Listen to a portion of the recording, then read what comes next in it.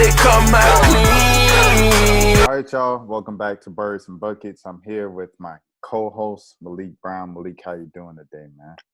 Man, I was good. I was good. Hey, we ain't even on, man. We ain't even on. Hold on, man. Hold on. All right. So y'all already know what happened. We recording this right after the game. All right, but first we're gonna hold on. We gotta introduce our guest, man. We gotta introduce our guest, man. Let's get it. What we got? Who we got today? If you know about Twitter, if you know about the Twitter app, you might have Hawks Twitter. It might have heard. You might have heard.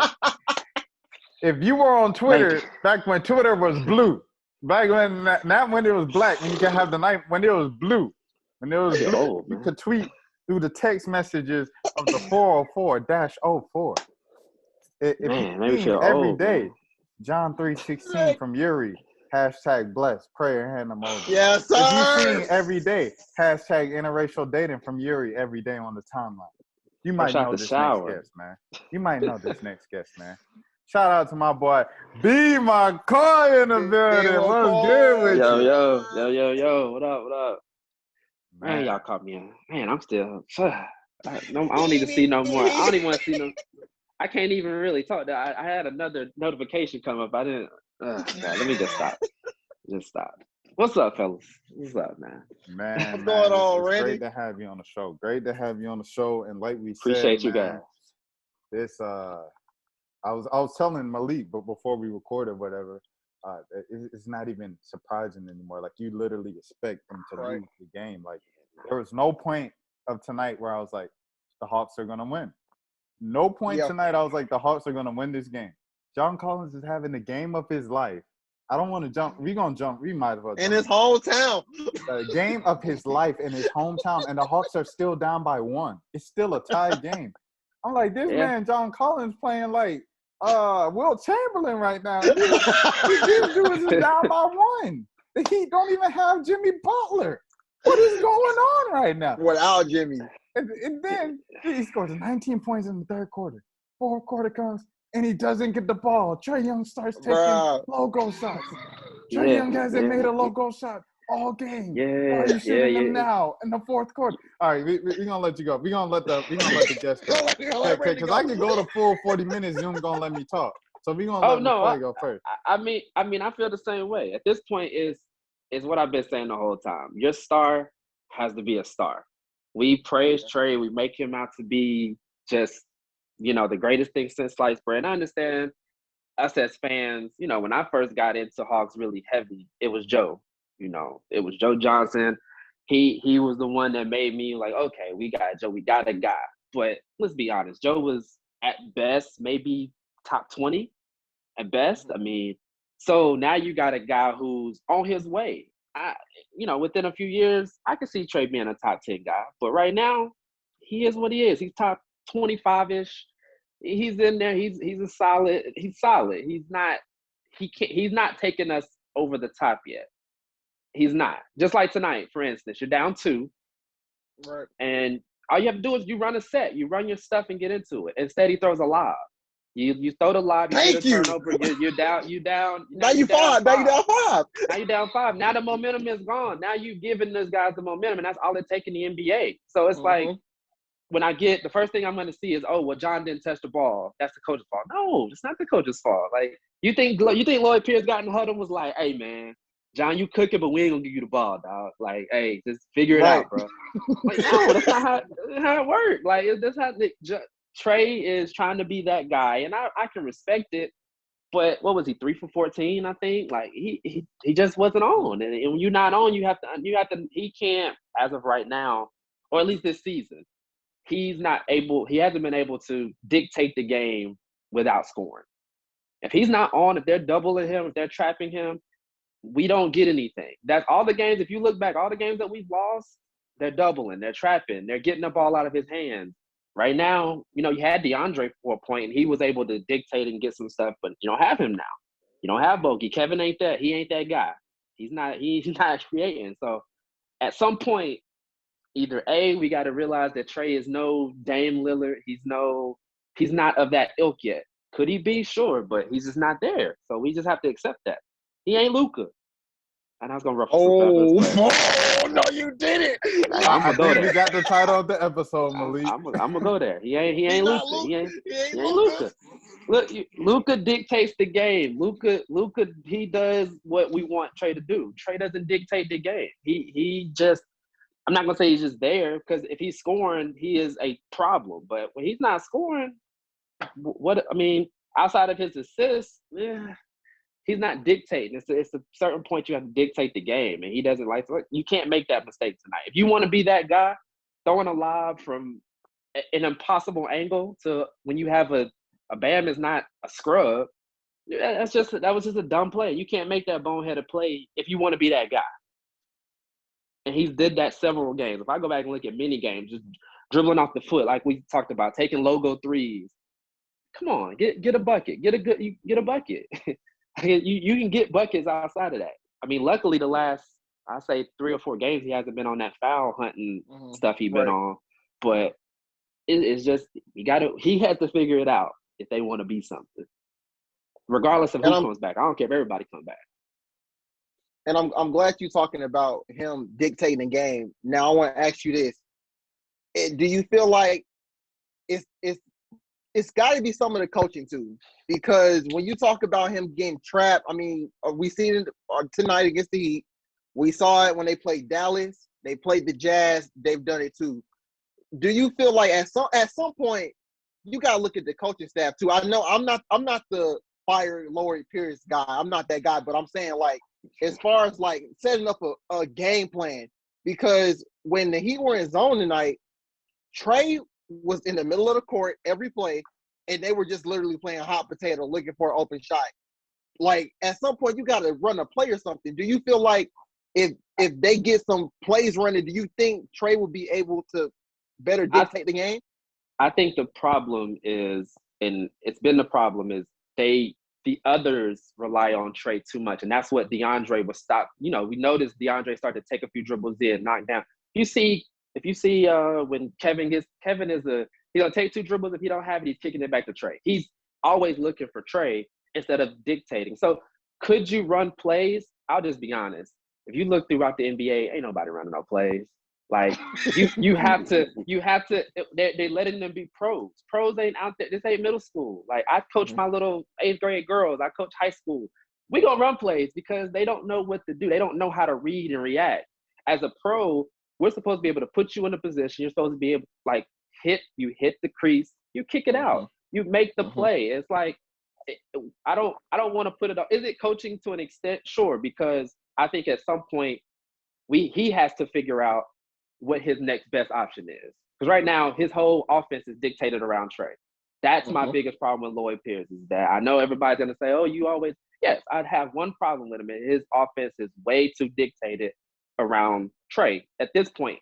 I mean, I understood the last 2 years, but at this point now we need to evolve to saying, okay, Kevin, you need to take some more responsibility. Hey, John, it's time. You need to take some more responsibility. Now, bad part about that is once you take Trae out of the equation, Trae is very, very lazy off the ball.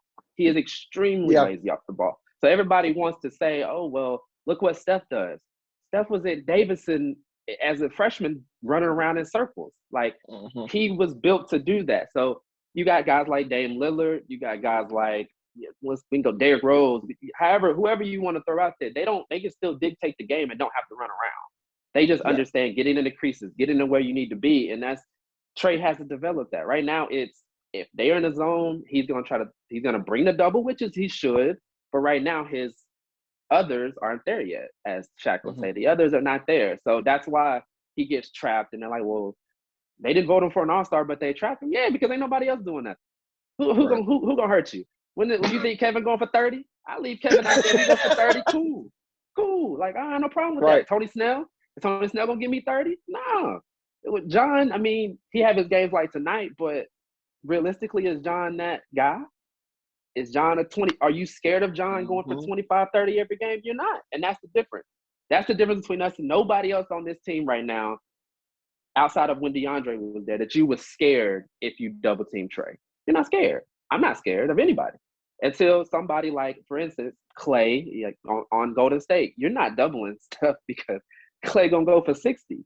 You know what I'm saying? Sure. It's just you're not there yet. And Trae is not there on that Curry in terms of experience where he understands, okay, I know where the double's coming from, let me beat it. He's not there. And that's okay to say. It's not downing him or nothing. He's still an incredible player. He's young. We gotta stop acting like these dudes is like 28, 20, like he's 20 what, 21, 22? So Right.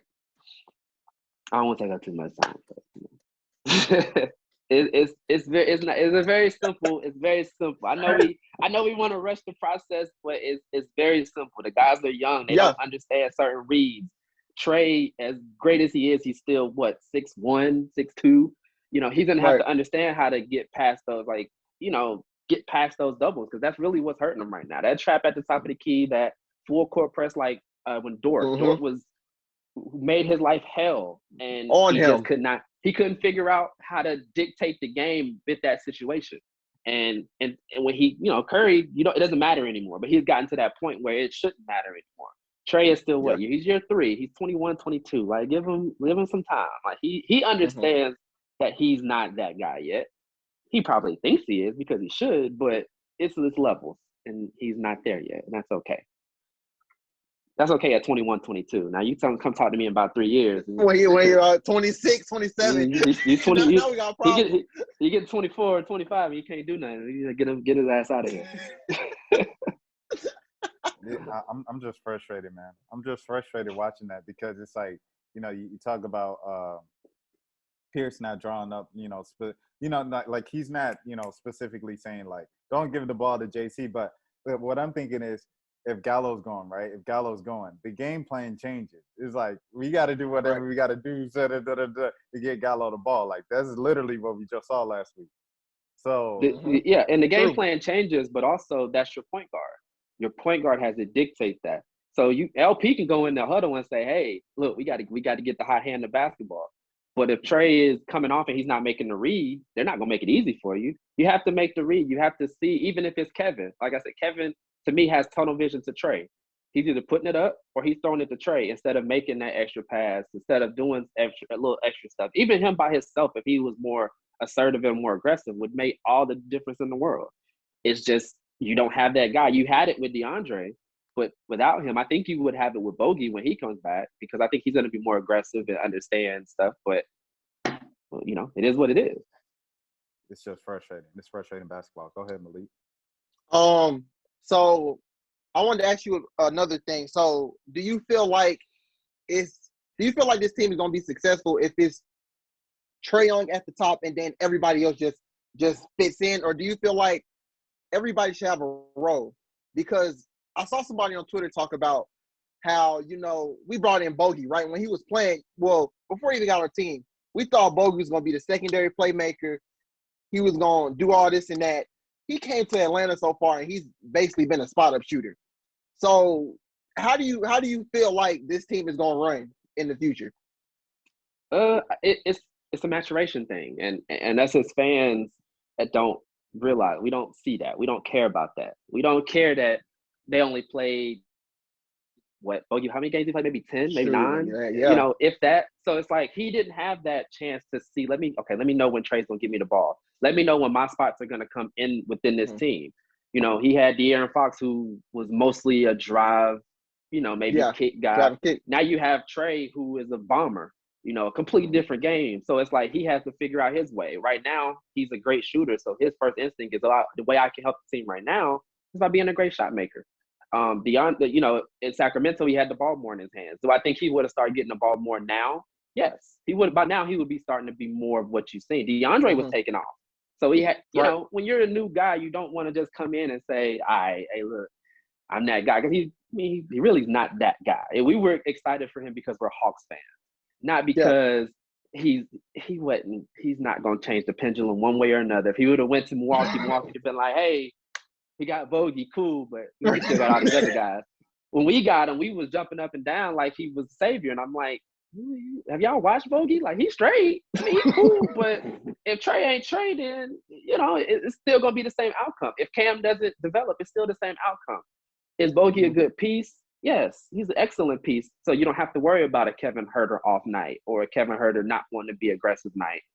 But outside of that, yeah, let's just keep it a bang. He all right. He just all right. Mm-hmm. So I think at the end of the day, yes, Trae can be that guy. It's going to take a little second. I think he can be a Dame Lillard type of person where he can literally dictate the game with his scoring and with his driving ability. But he has to understand the game at that kind of level. It took Dame a few years before he got to be Dame. You know, he had his moments just like Trae has had his, but he wasn't that guy until maybe 2-3 years ago. So it's like, I understand that we see all this. I think the problem with Atlanta right now and the fans basically is that we see all this talent finally. How long have we been waiting for all this talent? Even with the 60-win team, people like, you know, they was Not good, enough. but who was hype about Paul Millsap? We were, you know, like the real grungy fans. We love Paul. But if I go down the street and be like, hey, bro, you see my Hawks last night? Nah, dog. How many Paul Millsap jerseys you see walking around? So now you have a team where you like, okay, I can get jiggy with Trae. Trae is a national star. You got John Collins, who, let's be honest, outside of Atlanta, don't nobody really care about John like that. Let's just keep it big. Yeah, like people like, yeah, he get a little piece. So it's like, then you get Capella. Capella has given you something you've never had as a big like that. You had Al Horford for so long, and we craved a legitimate center. Now you have one. So now in their heads, you have DeAndre, who was playing great. You have Cam, who everybody just thought was going to be the world and didn't understand that he's 19 years old. You know what I'm saying? Then you get Kevin. Kevin is solid. So now you see all these pieces. Now your first thought is, oh, this coach should be able to just boom, boom, boom, boom, boom, and throw it together. And it's like, nah, it don't work like that. You have like to that. see the process through. And that's really what we at right now. We're really frustrated. I expected them to be around 500 with everybody at this point, because you have to put it together. It just don't happen. Like Clint, I love Clint, but he missing a lot of bunnies. Let's keep it. You have to keep it real on every player. Big. Like he's a great big, but at the end of the day, like, and a lot of people say, well, why don't he play in the fourth quarter? He's not an end of the guy. He's not an end of the game type of guy. He's just not.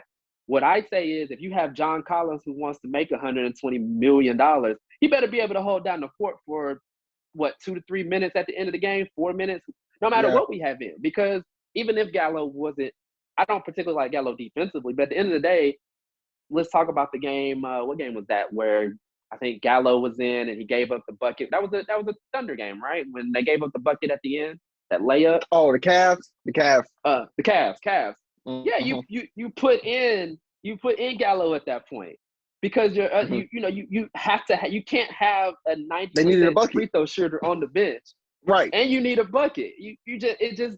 That's just basketball. So it frustrates me when people get on that train, because you see this talent that you've never had in terms of Capella. Like, oh, he can dictate. No, he's not. He's great. He's solid. But is he Rudy Gobert? No. Is he an all-star? Yeah, maybe, possibly one day. But it's just, we have to be realistic. And I think it's because we've never had this kind of talent or potential talent that we're not being realistic. You seen the Reggie episode? 2 guys we got on the clock. Cam Reddish, is he on the clock? Anya Kambu, is he on the clock? Reddish, no. Reddish, I'll give Reddish another about 2 years. And the reason why I say that is because I even seen him play in AAU, when I do my travels around. He has it. It's just he's used to being that guy. And people don't understand, when you're not that guy, he hasn't been that guy even when he got to Duke. He wasn't that guy. So when you're not that guy, it takes a lot out of you. You're just like, oh, damn, I don't have the ball. Like, I'm not coming off that pick and roll like Trae right now. I'm relegated to just chilling in the corner and hoping I get open. Like, he doesn't understand the rhythm, because he doesn't have the ball in his hand. So I get it. I give him I give him another year. I mean, I think he'll be better off somewhere else at this point, honestly.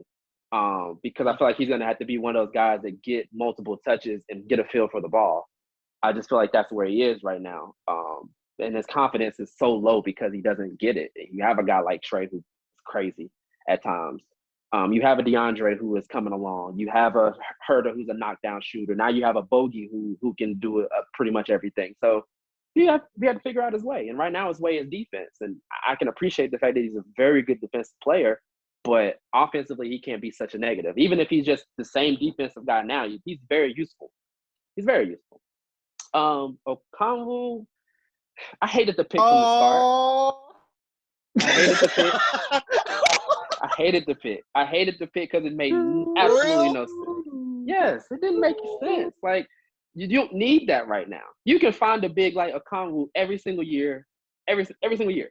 You can't find combo guards that has the type of – you can't find a Halliburton because most guards don't stay in school. I think he was in maybe 2 or 3 years. You can't find that. You don't need a raw big right now. You want to be in the playoffs. So you have Gallo, you have Capella, you have Collins. Why bring in a raw big unless he's the Capella insurance? Because right now, if Rudy Gobert got $200 million, Capella about to say back up that Brinks truck in about 2 years. So like, if that's the only way it makes sense. But now you've spent this high pick on him. Now it's expectations that he's just not ready for. He's not ready. He's raw, and I've seen him at USC. He is raw. Does he have something? Sure, but he's a negative on the court right now. So are we saying give him playing time so he can figure it out while we're trying to win ball games?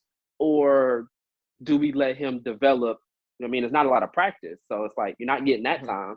He didn't get much. So I think Reggie said it's a red shirt. I'll give him a red shirt, but it's just he's far off. He's a few years off. How long we got, Rashad?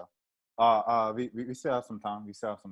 Okay, cool. So I wanted to, so you said Kongu, that was a bad. So who? Well, you said say Halliburton. So what do you think the Hawks need? Like, as far as like, what do they need right now? Because I mean, we got injuries. They got injuries, of course. But do you feel like it's something? Do you feel like it's something else that they're missing? No, they're missing. They need a first aid kit, and they need maturation. They need to get in the DeLorean and be able to go into the future a little bit. Because right now they're just so everything that like it's a process. So your first year, you were getting your ass handed to you. Sorry if I can't, but you were getting beat down. Every year your first year, and then you get your second year. Well, now you're kind of winning, but you're still getting beat repetitively. Now you're in every game. There's not been a game, maybe 1 or 2, like I can't off the top of my head, that you just got blew out. But you have been in every game. So now and you've had fourth quarter leads. I think Conti said like, oh, this is the 11th blown fourth quarter lead. Well, that means you're there. The talent is there. Everything else is there. Now it's execution. And that's the hardest part because you don't have a generational guy. You don't have a Kevin Durant. You remember when Kevin Durant and Russell and James Harden, that little group was there? They had generational talent. So that talent took them over the top. Kevin Durant has been a cheat code since he's been in. Yes, sir. Is Luka generational? Absolutely. Let's get it. That's been the talk. That's been the talk this week. Is Luka generational? I mean, Luka is a generational player. He is 21 years old and he is a legit MVP candidate.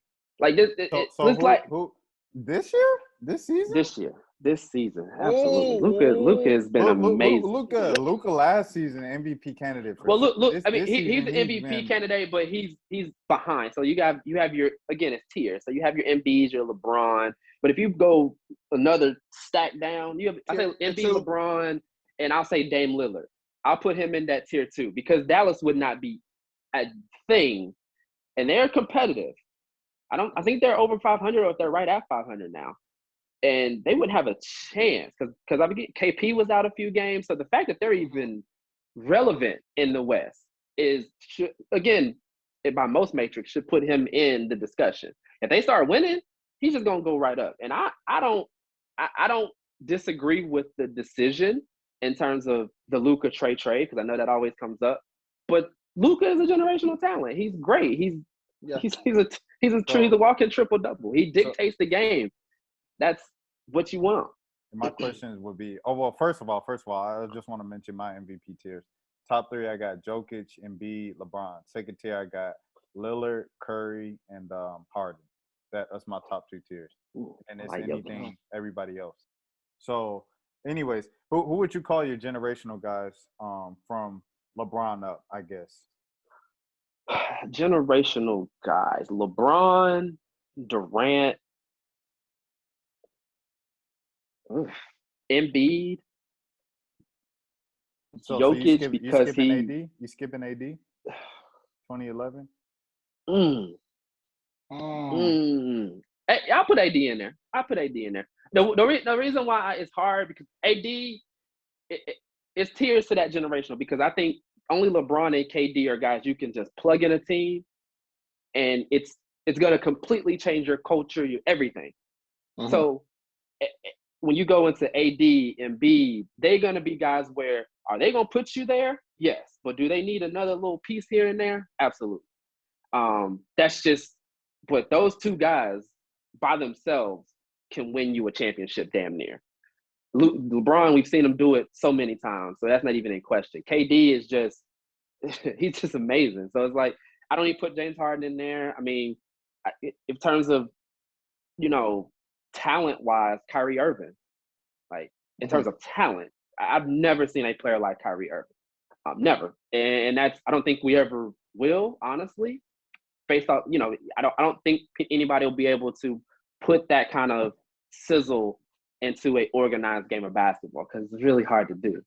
You know what I'm saying? And be a shot maker and shot creator like he is. So I put Luka as the next generational talent? I think he is because again, from day one, now he's getting to that LeBron where he just dictates the game. Like I watched him the other night. It's going at his pace. Nobody's going to speed him up. Nobody's going to make that team play faster than they want to play or play higher. They play how they want to play. And that's because you have a guy like Luka who can go in there and get what he wants.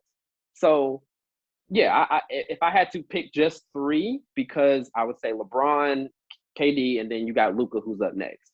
Those other guys, we said AD was generational, and then you had Embiid come behind him. And, it's the same, I think he's better than AD personally. What about Giannis? So, you can find a Giannis a dime a dozen. You find a big man that can run up and down the court and dunk. I mean, that's they can't shoot. I ain't seen one yet. I ain't seen one yet. I don't know. That took us something different. I ain't seen Giannis yet. He's uber athletic, but when it comes to winning time, that's what I put in my generation talent. Winning time, that can be stopped. What he does and people don't like.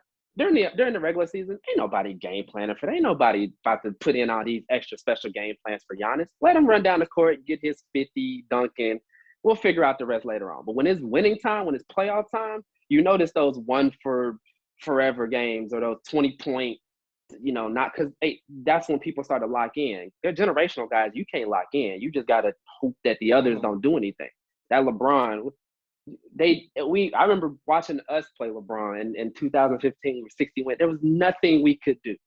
He had JR, the repair guy from down the street. He has probably grabbed somebody off Cascade on the way, and we couldn't do nothing about it. Like we let Matthew Dellavedova all game. Yeah, Matthew Dellavedova became a household name off LeBron James. Think about how many people became household names off of LeBron James.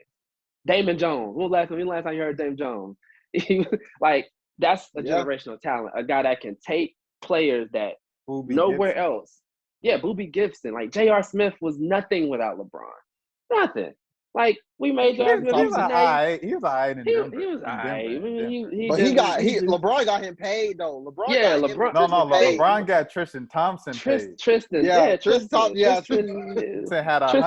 made him $100 million player, bro. I never seen someone. Al Horford. Yeah. And Al Horford made him $100 million player. Yeah. Man, that he just could not handle. But yeah, I mean, it's certain guys just take you to another level, and that's like I said, KD. Has KD ever been on a team where you was like, all right.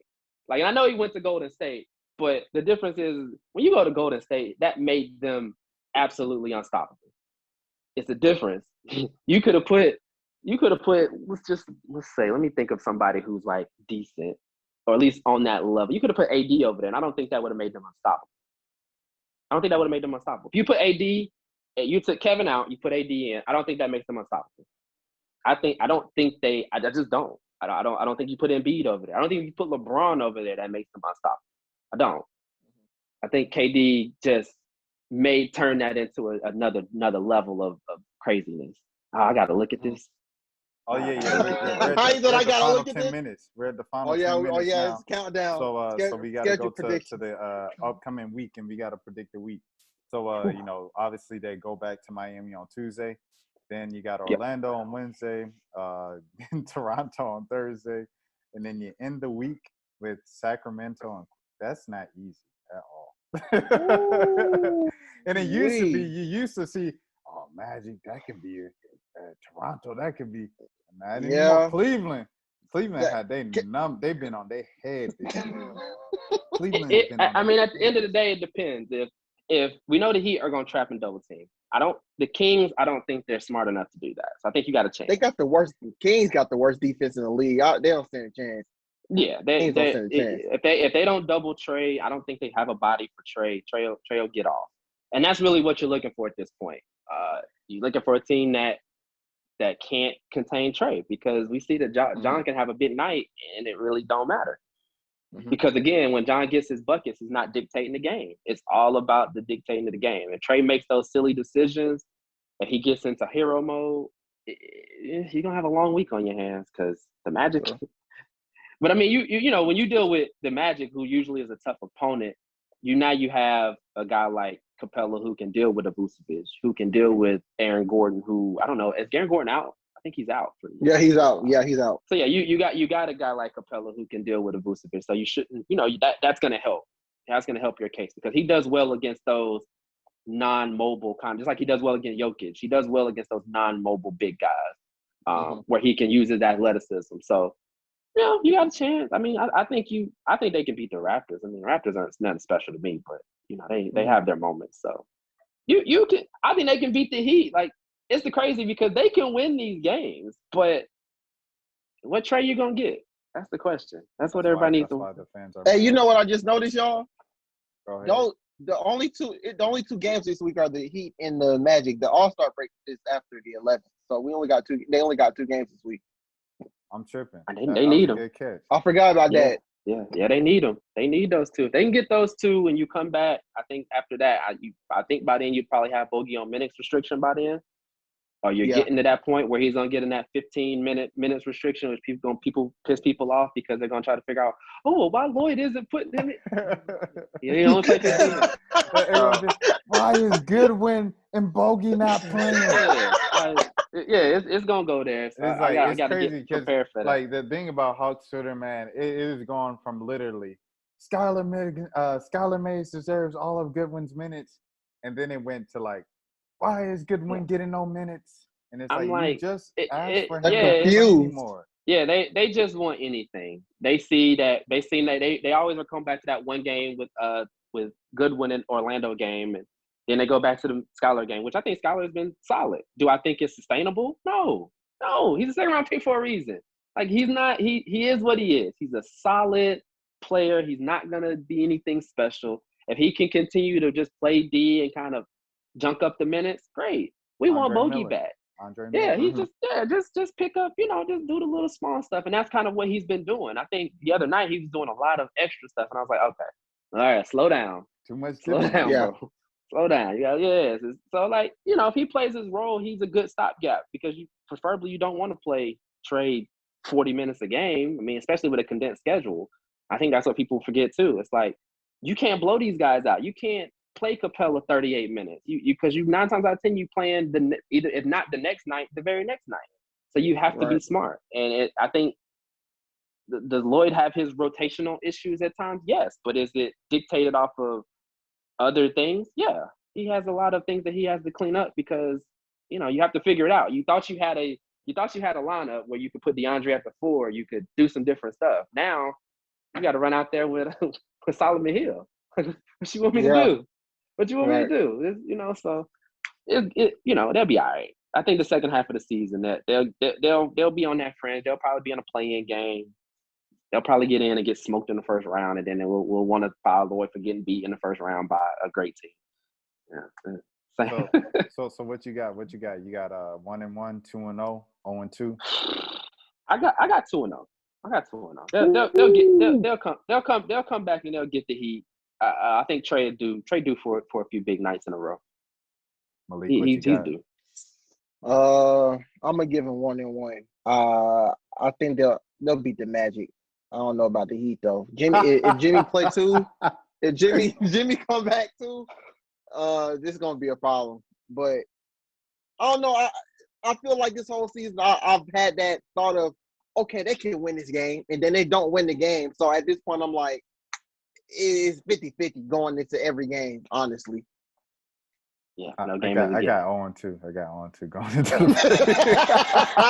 we got 2-0, 1-1, and 0-2. I got 0-2. So when Hawks Twitter see this, remember I'm the one that said 2-0. I got the face. You did. brother. You Right, did. You had the face. You had the face. You had the face.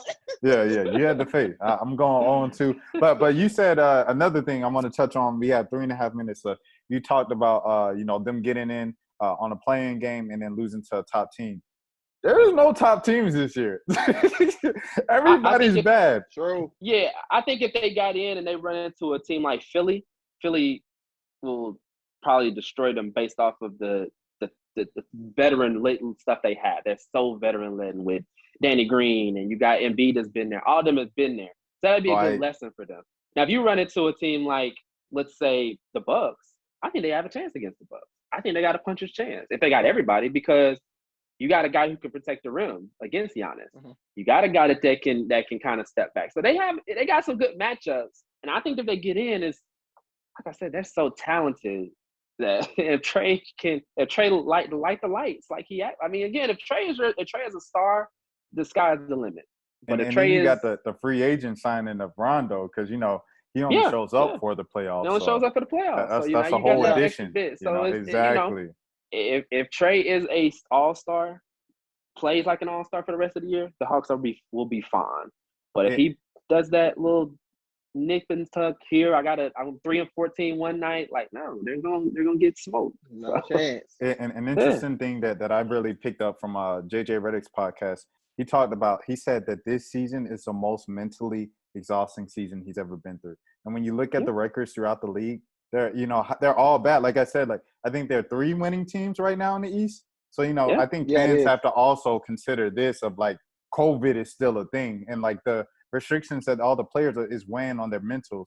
And it's not just the Hawks that are struggling right now. Literally look at every record right now in the NBA.